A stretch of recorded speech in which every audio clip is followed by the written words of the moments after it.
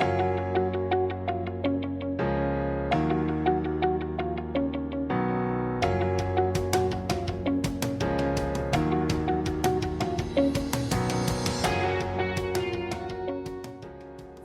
name is Jim Bobreski. I'm from Penn Yan. I'm a process control engineer.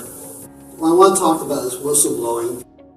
So what is a whistleblower? A whistleblower is a person who sees something is out of place with their knowledge and skill level, where you make the point of pointing out the error. Now this is mostly job related, okay?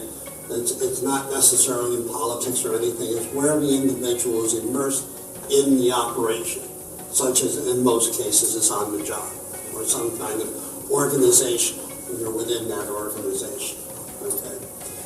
And you see something wrong. Like if you are working for a politician, you thought he was a great guy, and then all of a sudden you see him taking campaign donations and putting them in his pocket. You know that's wrong, okay? And what step do you take? And it's a person also who will go to personal risk to take it to the next level if he or she can't correct it immediately. And then you have a person who is willing to put their face and name to the incident and stand behind it. You may have seen things with Evgeny Vinland, who was fired by who lost his military career through Donald Trump, is one example, because he spoke out about what he saw in the incident with Zelensky. And he won't let it go. General Billy Mitchell was court-martialed in 1925 for accusing senior military leaders of incompetence when they failed to recognize the aerial threat by Japan to Pearl Harbor. Frank Serpico, New York City police officer, exposed widespread systematic corruption and payoffs in the police department, was ostracized, harassed, and eventually shot. Daniel Ellsberg, economist, strategic analyst. He leaked the Pentagon Papers in 1971, which detailed America's covert and illegal actions in the Vietnam War. He was put on trial for espionage. Dr. Jeffrey Wigand, Vice President of Research and Development for Brown and Williamson. He exposed the tobacco company's manipulation of research on the effect of nicotine in tobacco products. He lost his family, his career, and was sued.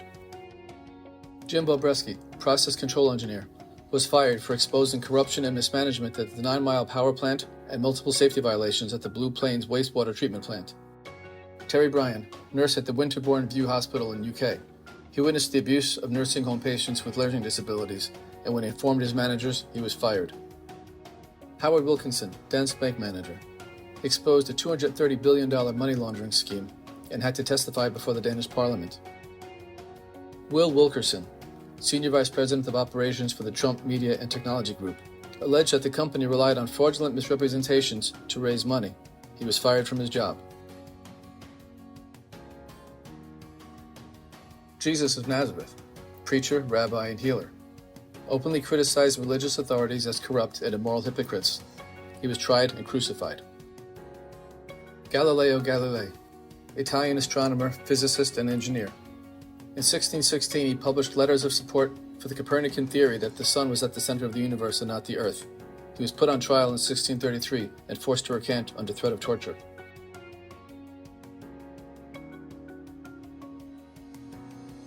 Dr. Li Wenliang, Chinese ophthalmologist who worked at the Central Hospital of Wuhan. At the outbreak of COVID-19, he shared internal reports of suspected SARS and was dubbed a whistleblower.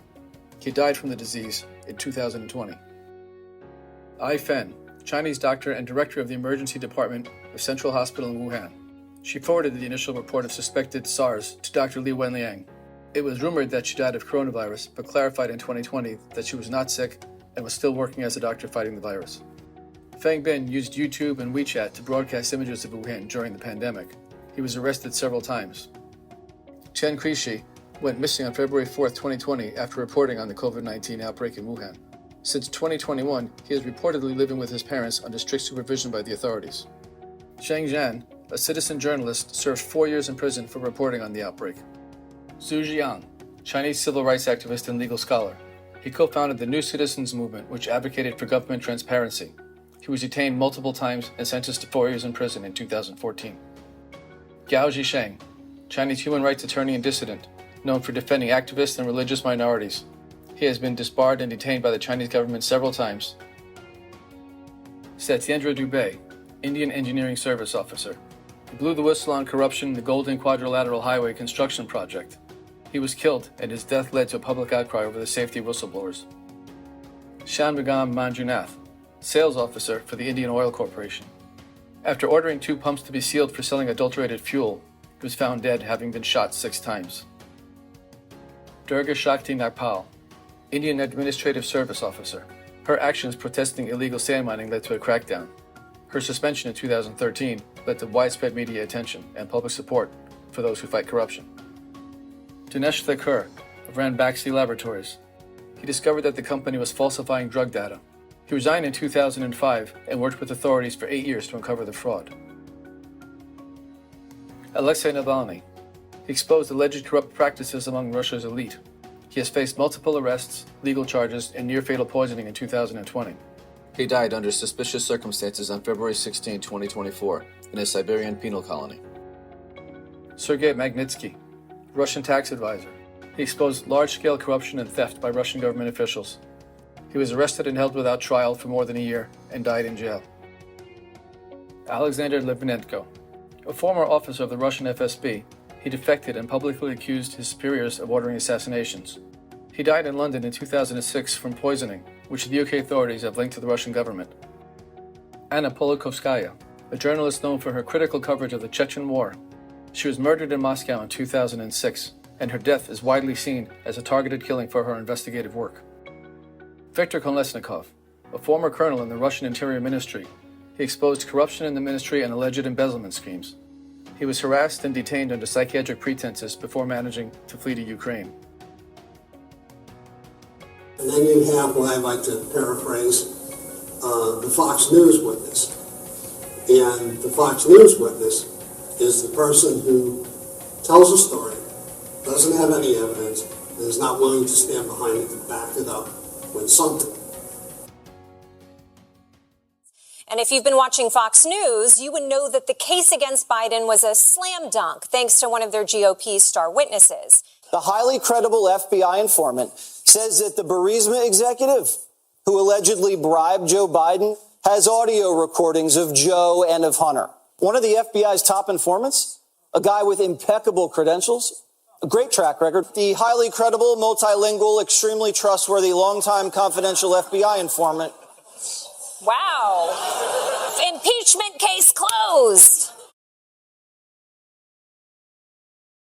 Alexander Smirnov was arrested Wednesday, charged with lying about financial ties between the president, his son Hunter, and the Ukrainian energy company Burisma.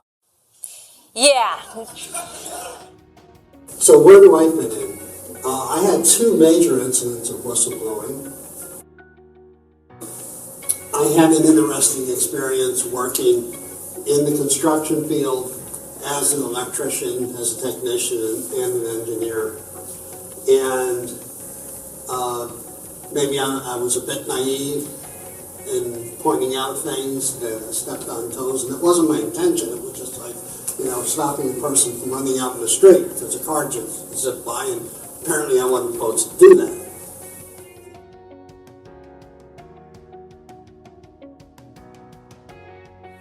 I worked at the lovely 9 Mile 2 nuclear plant from the ground up.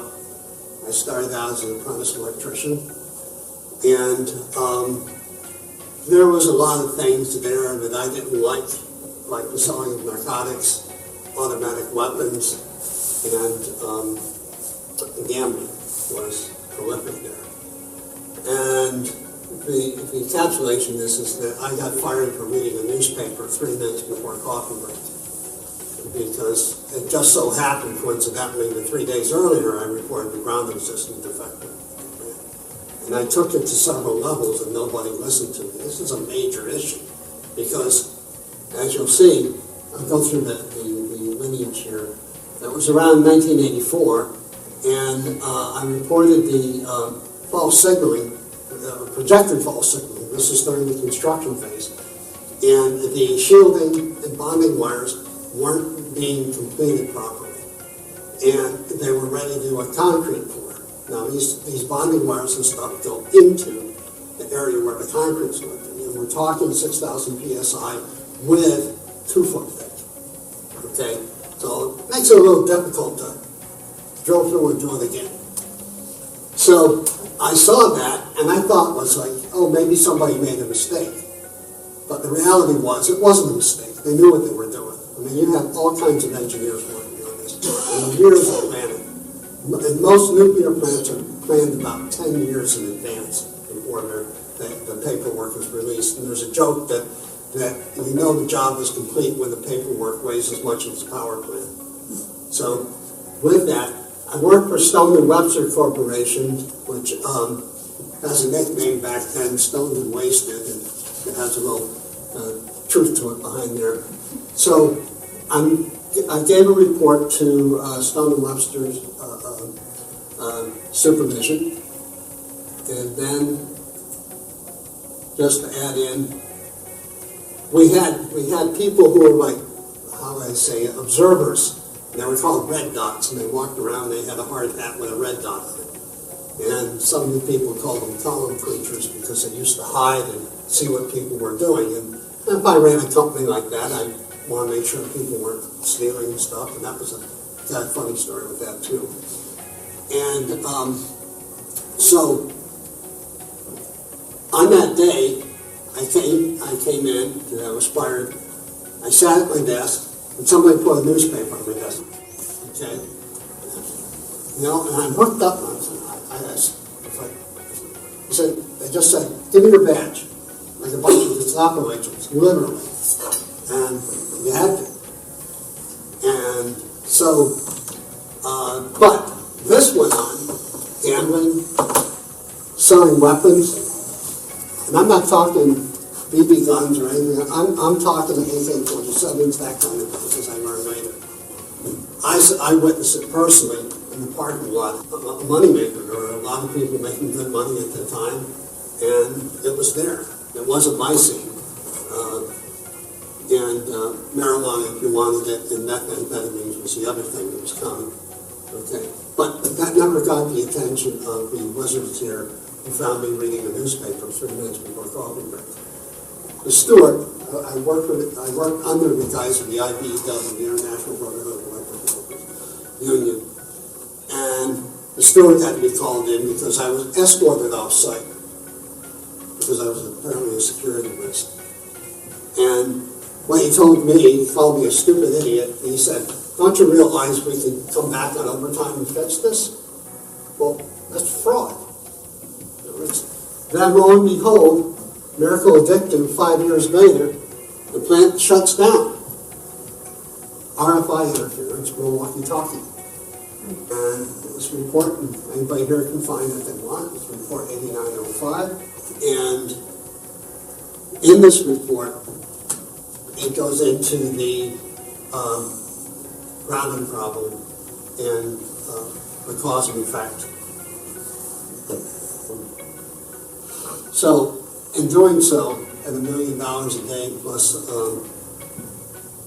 the extra cost of doing what should have been done right in the first place, cost the ratepayers about, I estimate, $72 million. When I filed the report, and that's above cost. When I filed the report, I said it would cost about $12 million to fix. It's very expensive to do a load change, but it was a load change, plant-wide. And that's when the steward got mad at me. He said that also Stone & Webster would lose their funding, which they got on a quarterly basis, because they didn't reach a milestone. And all this stuff would have to go back to Cherry Hill, be rewritten, and then fixed. Okay, it wasn't an easy fix. And because they failed in such a monumental way, they weren't going to get paid. And that was the other thing that upset them. And it wasn't some act that I was trying to sabotage. It just didn't make sense for them to do what they did. And they were wrong to do it for monetary reasons. They had to live up to it.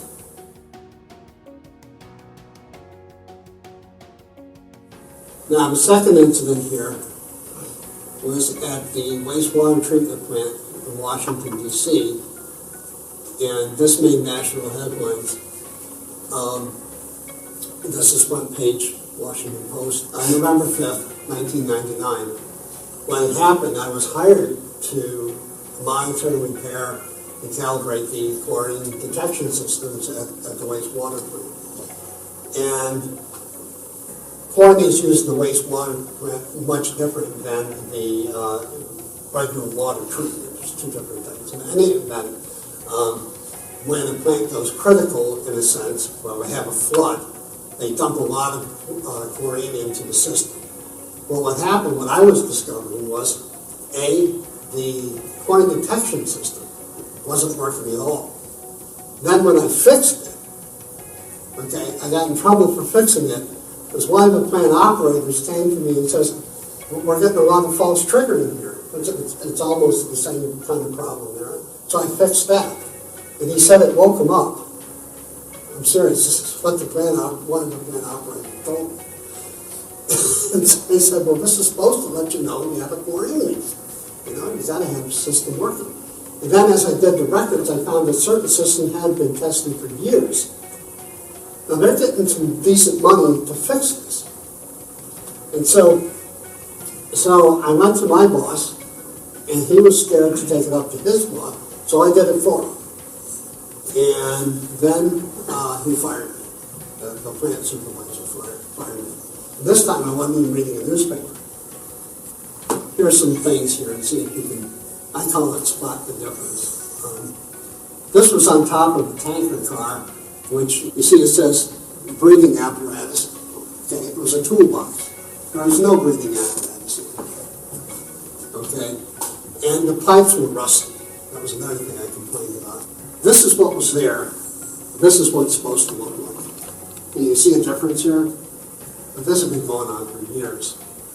Now, this is one of the things I got fired for, because when I went in to do the job that I was hired for, they didn't have the calibration gases.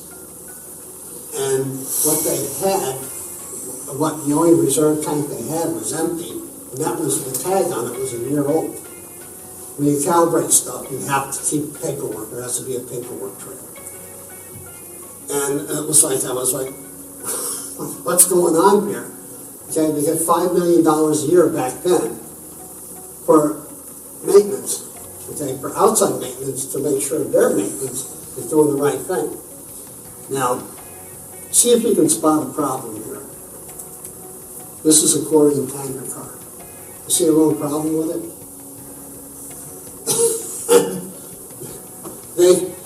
When we were in court, it was a 7 to 8 year back court battle. And they said, well, it's a 2-tier tank, which it is. But when it gets to this stage, you're inviting problems more than, I mean, it's absurd. And see if you can spot some problems here. This is an actual working distribution system for the water pumps and the pumping equipment at Wausau. There was another one. This was I think it was a timer or a sensor, and it went through a fan. This is 480 volts, the three-phase system here. And look at it. And then you have the water dripping down on it. Here's one of the offices. And those are actual bullet holes in it. And there was crime there of sorts. Euphemistically say they were used for visits by friends. And I'll let you people determine what they mean by that, or what I meant by that. Now, this is what I call tails too ticklish to tell. That's a weight bench. That's a refrigerator. And that's a working piece of plant equipment. The guy, actually, the supervisor making 80 grand a year, was actually living there. Now, you'll like this one too, I think. This was actual one of the laboratory spots where they did the sludge testing, okay? And somehow I don't see any calibrated equipment there, and then that's just me.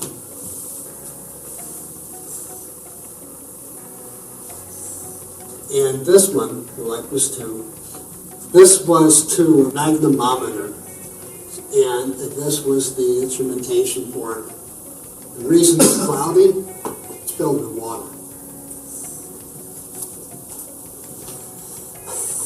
All right, and this didn't happen again. This didn't happen overnight.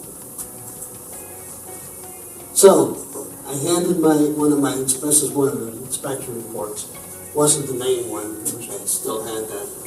But when I went to the supervisor, the plant superintendent, I threw the thing at him, and I said, "Now do you like me?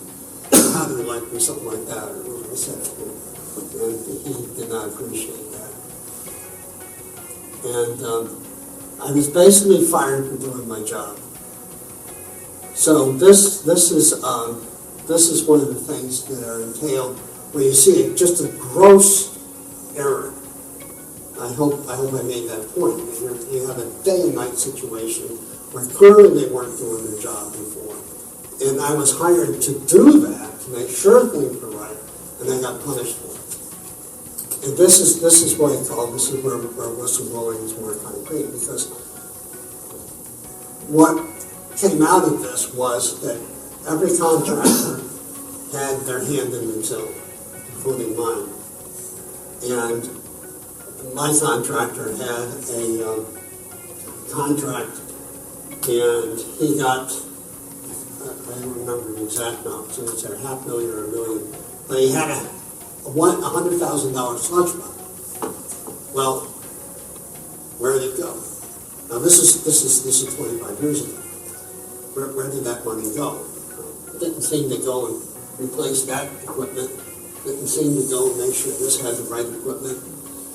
And the one thing I left out of the report is that this plant had the authorization and the responsibility of testing for radiological waste. Did I find any radiological testing equipment on there? Not one piece, not one. And to make it even worse, they didn't even have any metal detection to see if there was too much effluent in lead and stuff like that. And as it turned out, there was with lead.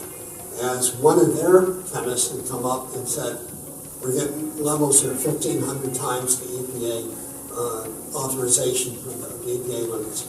And they found it in the schools. Kids. And the younger you are, the more affected by you are by toxicity. And what they did was she got the paperwork to tell the parents of the community area and filed them, so she thought, whom all the envelopes had her secretary with everything ready. 6 months later, she sees them sitting in a bin in another office. They were never mailed out. She got fired. So this is what goes on in the real world, and as you youngsters, I'll call you, that you're going to experience stuff like this. And how does it handle? Can you be effective? Oh, one more thing. Wausau is also an Al-Qaeda target site for 9/11. And so the consequences, then you get to a certain point of I was worried about getting killed. I was worried about, least of all worried about being maligned and stuff in my business, because we're not a dime a dozen in the process techs. We go all over the country, and we're well identified for employment. It's not like that they don't know who I am, and we're tagged, and I can simply be dismissed. And in the first case, I was, and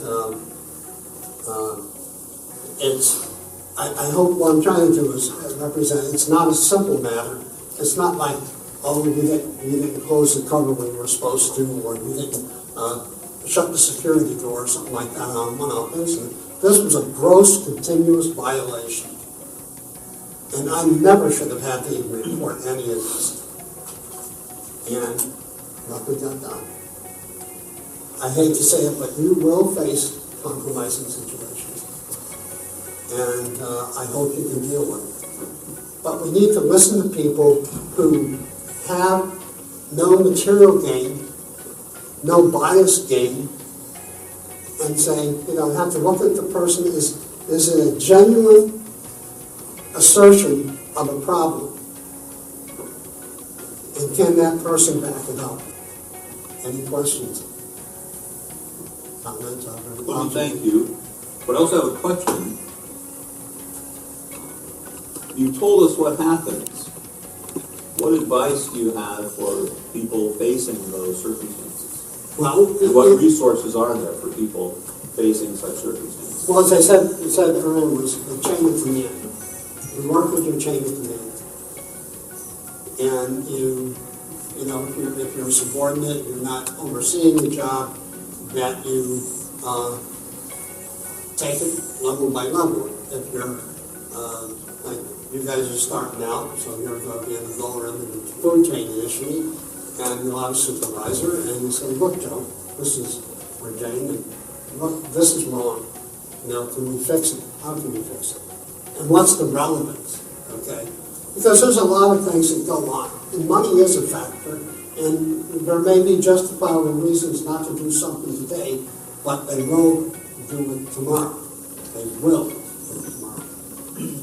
And if that falls on deaf ears, you carefully and discreetly go over his head, his or her head, and explain the situation rationally, profoundly. Okay? There's no need to you don't want to get emotional about it. And then see what happens. And then there are all these regulatory agencies you can go to. I went to the EPA, which was a joke. That was another thing. That took months, and they stonewalled me a lot when I tried to get FOIL requests, the Freedom of Information Law, Freedom of Information Access. FOIA and state laws is FOIL, and federal it's FOIA. And so you go the next step and bring in a regulatory agency. Now sometimes it's local, like initially I went to the DC Board of Health and said, hey, you know, you've got this going on, you have a safety concern. And then I went to the Department of Transportation and says, how come these tanks aren't getting measured? You know, the 90-ton tanker cars, they had to be weighed, checked in, and then as the supplies were depleted for use, there'll be a record of it. Well, there was none. They couldn't get any record from the DOT. This is just simple stuff. And then the EPA. And we lost the case against the EPA. Son Bobrovsky v. EPA at that time. And that was that we could not force the EPA to testify. That's what came out of it. And I would think that this is an agency that's supposed to watchdog over stuff like this. Why?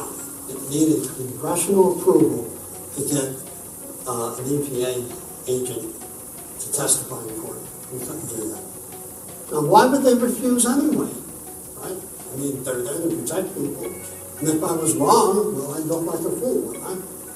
That would eliminate me as a problem. And they fought it. It cost them a lot of money. It cost us a lot of money. Too. And so that's the step-by-step is where I'm getting at.